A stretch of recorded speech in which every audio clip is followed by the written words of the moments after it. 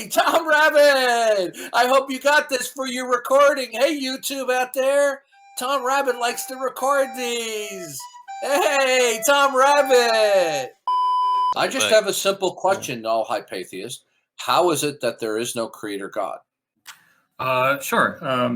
So impossibility is an ultimate unchanging thing.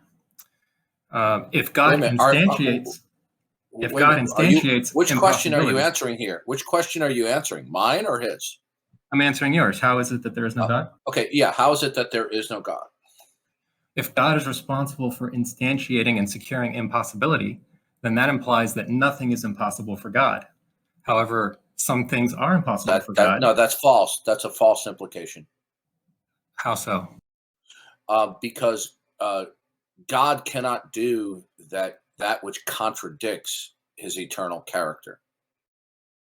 So it's impossible for God to contradict his character? There are some things that God cannot do. And is it God that instantiates that impossibility? No, the impossibility is in virtue of his eternal character. Okay, so he does not instantiate impossibility. God's eternal character and his purposes instantiate what is impossible. So how does he instantiate something? Okay, notice everybody. Notice how he's not defending the proposition that there's no God. Could you do that, please? Well, sure. You define God as that which instantiates impossibility. Okay, God is that which is ultimate and is the source of everything. Explain to me why what is ultimate is not God. Either you will tell us what is ultimate that's not God, or you'll go the crazy route and say nothing is ultimate. So which is it? I will say that which is ultimate is able to do absolutely anything and is also unchanging. Okay. First of all, that is cockamamie. Number two, how did you arrive? What is it then that is ultimate? What is that? I don't believe I possess the ability to know what that is. So then you can't put it on the table then. I mean, we can. Do you know what vaporware is? Vaporware? No, I haven't heard of that. Okay. Are you in your 20s or 30s? I'm 38. Okay. Well, you should be old enough to understand what vaporware is. When the computer industry exploded on the scene in the 1980s and in the 90s, right? It was common for startups and even non-startups to announce some really great software, right? And they would get people interested. People would start buying their stock, and then the software application that was supposed to be killer never shows up, and it was called vaporware. Okay, because it never saw the light of day. Okay, what you're presenting of this ultimate that is not a mind, it's vaporware. You're asserting that there is an ultimate that's not God is there, but you're not grounding that it's there, are you? I mean, I can't know for sure. I'm just trying to deduce what it is. Oh, okay. So are you by blind faith asserting that there is an ultimate and that it is not a mind? Yes. Okay. Did everybody hear that concession? So you don't actually have a rational case that there is no God, do you? Yes, I believe I do. Did you just give one? Yes. What was your rational case that there is something ultimate and that it's not a mind? So whatever is ultimate is responsible for instituting and securing impossibility. Some things are impossible for God. Sir, listen to me. You're still not getting this. Wow. You're 38 years old? You're telling me characteristics of this thing that you haven't even grounded exists. What specifically is this ultimate? What is it? I don't know what it is. I just know it doesn't change. How do you know that there is even an ultimate? Something has to be responsible for all impossibility. How do you, when you say something must, you're talking about necessity. What ultimately necessitates that? Well, the fact that some things are impossible must be How secured. and where'd you get the idea that something is impossible? I mean, we can come up with impossibilities all the time. Yeah, you can vocalize it. I want to know, in order to say that X is impossible, it has to be, it cannot conform and cohere to what you designate as the ultimate, but you haven't put on the table what this ultimate is. So what is this ultimate? What is it? I don't know exactly what it is. I just know it's not mine. Then we're done. Then you're done. Then you just conceded that you can't falsify the existence of God. In order to falsify A, you have to present not A. Have you presented not A? I have shown that the definition of God is contradictory. How is the definition that which is eternal and the source of possibility is a mind? What's contradictory about that?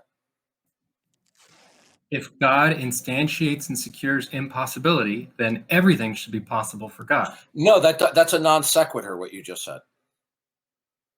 I don't know how else to phrase it. That's a non sequitur, and I've already explained to you this, that professional theologians would laugh in your face, okay?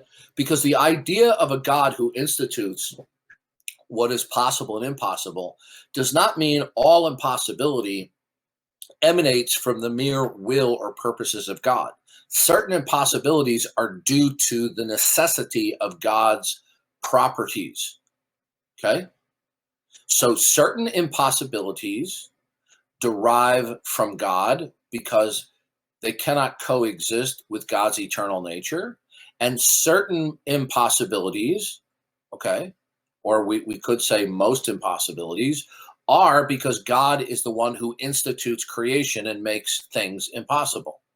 So either way, impossibilities are grounded either in the eternal attributes of God, or they're grounded in his purposes and his will for creation. Now, you haven't shown so far that God is contradictory. You want to try again? Well, so I was going off of your often given definition of God, and you've just changed that. So I'll have to No, I haven't. rethink. No, I haven't changed anything, sir. Now, let's try again. God does not exist because So your definition has always been he institutes God and secures does all not, impossibility. again, God does not exist because. All right, well, I guess we're done talking. Thanks for the Good. chat. You see, another atheist taps out, folks. Another atheist bails. Okay? And that is how you defeat atheists. Destroyed. Kind of a related topic. For theists, how does one go about selling their soul to the devil? You can't. Your soul is already damned before God, so you can't sell your soul to Satan. Okay. Your soul already belongs to God, so you can't sell what's not yours. By the way, Well, I'm still waiting for you to explain to me in a cogent manner, instead of being sleazy, slippery, and deceptive, how there is no God. You haven't done so far. I doubt there's even one person in here who will lay claim that you gave a demonstration of how there's no God. You want to explain to me how there's no God? well, I mean, the impossibility bit was my general response to that question. I already rebutted that. Did you offer a counter rebuttal? Well, you said some things God does not instantiate impossibility. Okay, listen. Let me ask you. Do you have hearing aids? No, I can hear you fine. You can hear me fine? Then when I ask a question, I expect an answer to the question. Okay. Did you offer a counter rebuttal? Well, I gave you an answer. You didn't like it, so okay. There we go again. Do you have hearing aids? No, I can hear you fine. Okay. Did you offer a counter rebuttal? No, I didn't. When you changed your Okay, definition good. of God, Then you need to shut up. Then you need to shut up. I gave a rebuttal to your claim. You need to give a counter rebuttal. I explained to you that your case doesn't work. Did you convince anyone in here? Did anyone buy what he says, why there's no God? I already explained to you that impossibility depends and derives upon God. Okay? Now, let's try this again. How does saying all possibility depends upon God? You debunk that how? If that were the case, then nothing should be impossible for God. Okay. You are definitely displaying an adolescent mentality. Okay. Any good philosopher or theologian would be laughing right now. Let me explain something to you. If an entity for every positive proposition that is true, okay, propositions are truth bearers. If it is true, it cannot equal or coexist with its negation. Do you accept that? I'm sorry, somebody was talking to me when you said that. Could you repeat that, please? Yeah. Propositions are truth bearers. If a proposition is true, it cannot equal or coexist with its denial or negation. Yep, that sounds right. Okay, so if we have an attribute that is true of God, okay, God's eternal attribute cannot equal or coexist with it. The omnipotence of God, right, is not in any way defeated by saying that God can't do anything, because that's not the biblical definition of omnipotence. And even atheist philosophers who are worth their salt will tell you that that if something is true, it can't equal its negation. So some things are impossible because of the positive attribute. Okay, in other words, it can't equal its negation. The idea that nothing is impossible for God is logically incoherent. Okay, you got that? The idea that nothing is impossible for God is logically incoherent. Do you have a rebuttal to that? No, I actually agree with you. Good. Now, so then you don't have a defeater, because you see, God cannot, the God of the Bible, for example, cannot lie.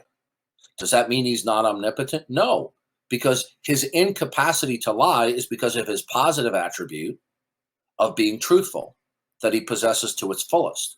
Okay? So if God has any positive attributes and he has them to their fullest, he could not possess their negation. It would be logically incoherent. You understand now? So you're saying that God's nature inhibits his ability to do certain things? No, because the law of non-contradiction, which reflects the nature of God, right?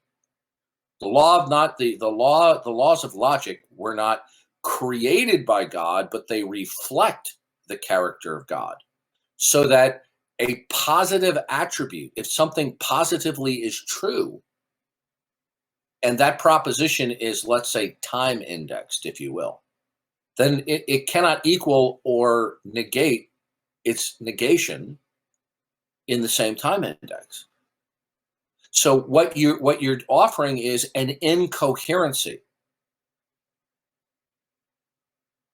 Now, do you think that your defeater for God is somehow novel? I had never heard anybody reference the impossibility aspect of Yeah, God's it doesn't ability. work, because all you're appealing to is that God cannot deny himself. So what? That's not a defeater for God. God cannot make himself not to exist. And what is it that secures his inability to do that? His eternal character, which is necessary, it cannot cease to exist. So the fact that God cannot do certain proposed notions, like God could not make himself to cease to exist, does not take away from the omnipotence of God. Omnipotence is correctly understood is that everything that is possible and impossible derives from the character and purposes of God. So there's no contradiction there. So if that is the case for impossibility, then why does it require his security? I didn't get that. So if what you described is true, then why does impossibility require instantiation and security? Isn't it just there because he's there? Well, that's my point. You reject God. And if you reject God, then I want to know what it is that institutes and secures what at all anything is possible or impossible. Well, But you no, see, well, once you reject God, you have nowhere to pinpoint or to put on the table of what dictates what is possible and impossible. but you just said God does not dictate what is impossible. Yeah. Are you even listening? You said impossibility is derived from his nature, so it's not a dictation. God's person, the mind of God, either in his eternal character and properties or attributes, and or his purposes are what instantiate what can be and cannot be. It is God that determines what is possible and impossible. Okay? Either in terms of his eternal nature, which he himself cannot change, because then he wouldn't be God. Okay? Or So it is because of what, for example, God cannot lie. God cannot cease to exist. God cannot make himself not to exist. Why? Is because those are negations of his positive eternal properties. Okay? So how is that a dictation? You're not listening to me. Listen carefully. What is possible or impossible is derived from either the eternal properties of God and or his purposes and will. It is God himself, his nature and will are what dictate what is possible and impossible. Now, let's try this again. God does not exist because Well, I'm still trying to understand this impossibility God thing. does not exist because Well, I don't want to be yelled at. So thank you for the chat. no. You're a deceitful person. Okay? You should call yourself the Null deceitful atheist because you're a deceitful person. And I've already explained to you that it's a joke calling yourself the Null atheist, okay? Because the Null hypothesis does not apply. The Null hypothesis has to do with empirical investigation. Oh, and he changed the name. Oh my God. I love it. Yeah, this is the only way that they can hope to survive is when they're asked direct questions about what they really believe. They're deceitful in response. They obfuscate, they prevaricate, they rabbit trail. This is what they do. Okay? I didn't give you a bunch of word salad mumbo jumbo about the nature of God and possibility and impossibility. But did anybody hear even a sincere attempt to explain why there's no God? Did anybody hear that? Because I didn't. By the way, did you get that, Tom Rabbit?